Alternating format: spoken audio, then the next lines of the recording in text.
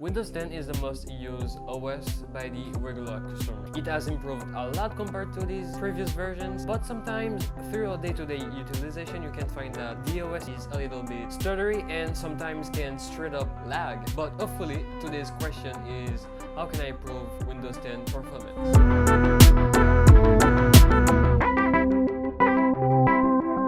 Yo, what is up guys, my name is Kensei Inosa. I do take videos every week, so if you're into that, make sure to subscribe to this channel. Okay, a quick answer to this question will be upgrade your hardware. Yes, that can work, and yes, it'll work, but sometimes the answer is hidden in the software itself. But yes, you can upgrade your mechanical hard drive to a SSD, you can add up more RAM, you can even change your processor. But today the video is about how to improve Windows 10 performance within the OS software. But to do that, I'm gonna need to bring my own version of Windows 10.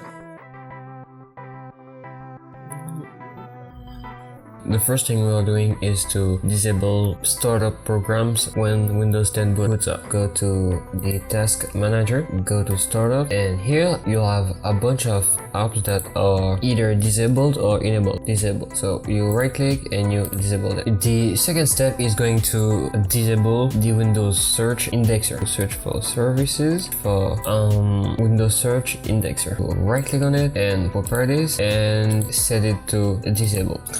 And now the third thing I'm going to disable is Superfetch. So what does Superfetch? It sits quietly in the background, constantly analyzing RAM usage patterns and learning what kinds of apps you run most often.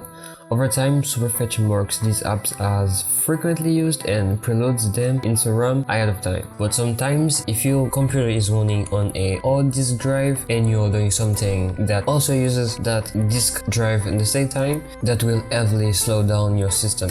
So they renamed it to sysmain, so the same thing, right click, properties, and you disabled it. Now the next step is memory virtualization. If you have a good amount of memory on your system, it won't be necessary. But if you have less than 4 gigs, you should consider using paging files on your system. Okay, now that basically wraps it. If you like this video, press the like button, don't forget to subscribe, and I will see you on the next one.